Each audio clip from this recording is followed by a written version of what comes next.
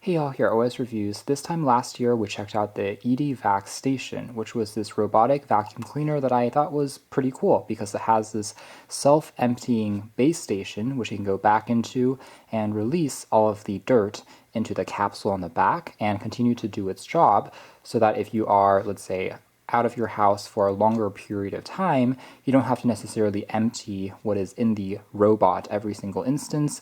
It can collect a little bit more dust in that top bin, let's say about a month's worth, before you have to then eventually empty out the top. That is the section here where you can have a release mechanism to access the bag on the inside.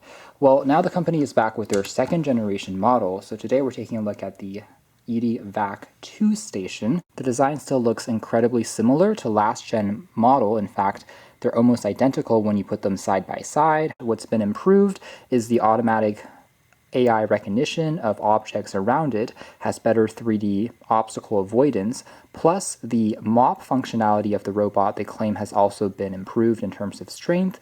Now it will apparently oscillate, such as slightly vibrating a little bit, versus before all it did was just glide over it. Now it will again shake a little bit to simulate the process of moving back and forth. And here's a closer look at that 3D obstacle avoidance in action, so that even if you have something like a sock on the floor, for instance, it will now try to avoid that. Compared to the last gen model, it was not quite as sensitive, though it still has a 3000 PA of suction strength, which is the same rating as previously. So you'll find things like a quick user guide, how to quickly set it up, download the companion app for setting up things like obstacle zone avoidance, as well as automated runs. And then here's the aforementioned dock that it can attach onto. Again, still has pretty much identical design. No need to fix what's not broken. Has some soft touch rubber feet that prevents it from sliding around on the surface. Bottom portion here acts as a ramp so that if you are putting this onto carpet, for instance, it's able to climb up that incline. Still got an extra vacuum bag included, but this is one part, just like before, where you do have to factor in it's kind of a razor and blade model, where in order to buy these custom bags that collects the dust, you do have to eventually throw these out and purchase more packs. Here is the AC adapter that plugs into the dock. An optional screwdriver is also included in case you have to access that and remount things. Then down below here we have just the compartment. One of the bags is pre-included, so you have two of them by default, and then you just have to pull on this entire thing to pop out this entire bag, which just like before works in the same way, in that when you are popping it in, you can see it opens up this little door, and that's how the actual dust gets sucked from the base all the way to the top. A smaller box that houses the actual robot cleaner. So this is a separate snap-on, which also houses a water tank that you can fill up, and it will get the mop damp as it moves. You can tell here that this snap-on is noticeably thicker than the previous gen model, because aside from just mopping, it has to also oscillate and do that slight movement. And last but not least, in this compartment, you also find a standard wall charging dock for the robot cleaner. That is, if you don't want to use the self-emptying station. And here they are side by side, the robots themselves. You really can't tell a difference from a design perspective. The new one here on the left, the old one on the right. And we still have the same mechanism for opening it up from the top here, allowing us to empty the dust bin. You can tell that the dust bin capacity, it's still not the largest in the world, but it gets the job done. Has a built-in HEPA filter so that it will prevent the dust from recirculating. And this mechanism, again, is pretty much copied and pasted from before. So overall, works fine. And then you can pop it back in. Like I said from before, the technical capacity of this bin I don't think matters too much, because if you do have the self-emptying station, it will just send that up every single time. It can keep on doing its thing. But of course, it's a little bit of a different story if you're purchasing it without the station. Turning the robot vacuums around though, you can start to notice some differences which are subtle. That is, the new model is completely white with some windows cut out here for the new sensor that will detect, again, how far away things are. These laser beams will start to oscillate and have improved obstacle avoidance, versus before it has slightly larger black visor at the front that sends out the infrared beams, but it's really just to prevent it from bumping into a wall or falling off a flight of stairs. Taking a look here on the back, they're both also very similar. The same tires, in fact, are being used that can depress relatively decent in terms of climbing over slight carpets and bumps, and it still gets over that without too many issues and retains a low profile. So that's one of the benefits here compared to models that have a more obvious LiDAR sensor, is it doesn't protrude quite as much, and as a result it's a little easier to slide underneath sofas and beds while it's cleaning. You can also detangle anything such as the brush here and access this compartment to further clean it off. Just like before, there is one side-mounted brush there, which is also in the box. You can snap on, so it doesn't have one on the right side, but since it's going through a wall, it's pretty much facing one side.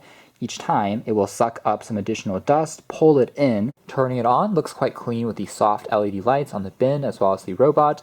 And for the first time, you're going to have to pair it to the Yeedi app using the QR code located on the inside sticker. So I'm going to go ahead and add a new robot cleaner. Again, this is the older generation Yeedi Vac station. This is our newest variant. For the network setup mode, I've heard the sound.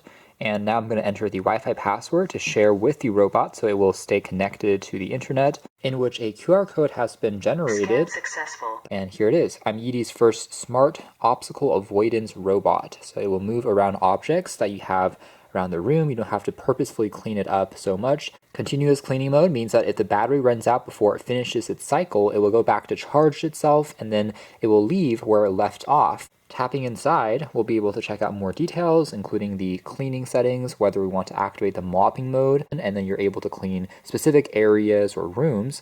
And down below here, you can change things like the vacuum power. Finally, you can also regulate the water flow amount if you are using the mop, how much you want to get it damp and clean that up. There's also a schedule that you can set up, such as cleaning every Monday or Wednesday. Even if you're not necessarily in the room, it will still do its job. And under cleaning settings, you can also again, turn on or off the resume cleaning mode, as well as the auto emptying function. Top here, you have the ability to rename the robot, as well as take a look at how much usage it's gone through in terms of the side brushes, filters for HEPA, dust, as well as the mopping pad as well. So that after you use it for, let's say, a few months, it will start to wear down and it will recommend for you to replace. Now moving into a demo, I have a few objects placed onto the floor to test out the obstacle avoidance.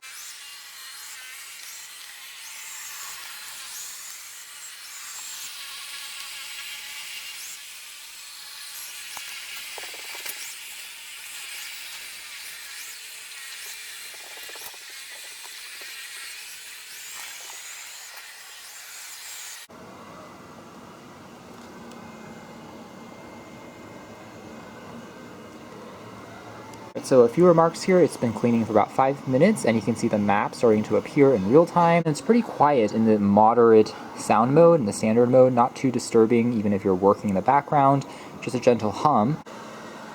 And also the high mode, this is as loud as it gets, so definitely a little more aggressive in this mode, but really still not bad for a 3000 PA suction strength robot. And here's the minimum mode, which is indeed ultra quiet. Even just vacuuming for a few minutes, it's managed to collect a pretty dense amount of dust, so it's working quite effectively, I'd say, on carpet surfaces. And overall, the obstacle avoidance seems to do quite well.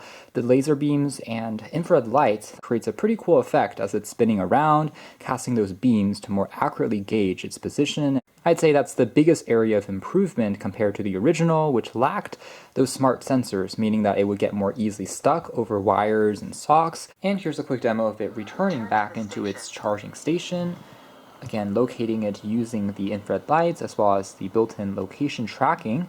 And you'll also be able to hear what the base station sounds like when it's emptying the dust into the bin, which is actually a little bit more loud than what you'll maybe initially expect. So it takes a moment to get used to, but it basically is sucking that into the bin, and that will begin after it fully docks.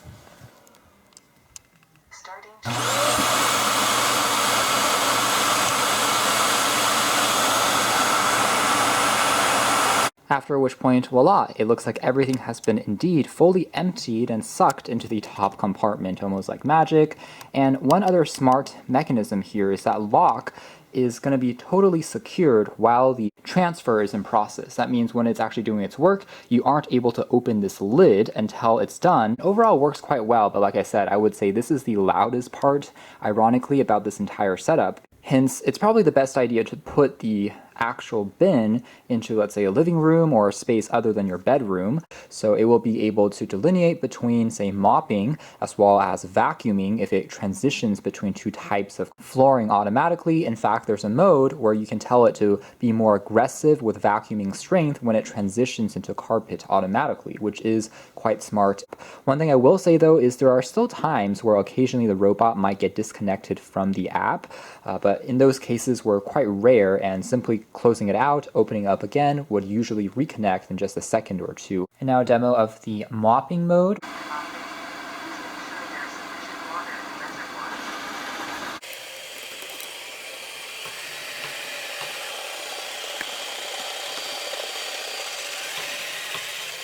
You can tell that it's no lie. In the mopping mode, it's now become a lot more aggressive as it's scrubbing back and forth to get that mopping action and clean off as much as it can over a hard surface. And again, if you're someone that has more of tile or hardwood floors, then this is definitely a huge upgrade compared to the original, which is just pushing things around. That's more or less it as far as our quick hands-on review of the Yeedi Vac 2 Pro. Really, it comes down to better obstacle avoidance, as well as the improved mopping capabilities. Retains the same price point as last year, still looks really clean and sleek. So all in all, I would say these are good improvements to have. Now, if you are an owner of last generation model, I wouldn't say it's necessarily worth upgrading unless, like I said, you are someone that uses mopping a lot more. But for new buyers, I would say this is now one of the most complete smart robot cleaners that you can find, an all-in-one solution. You can check out more details if interested in links down below. For now, it's been our video. Thanks for watching here at OS Reviews.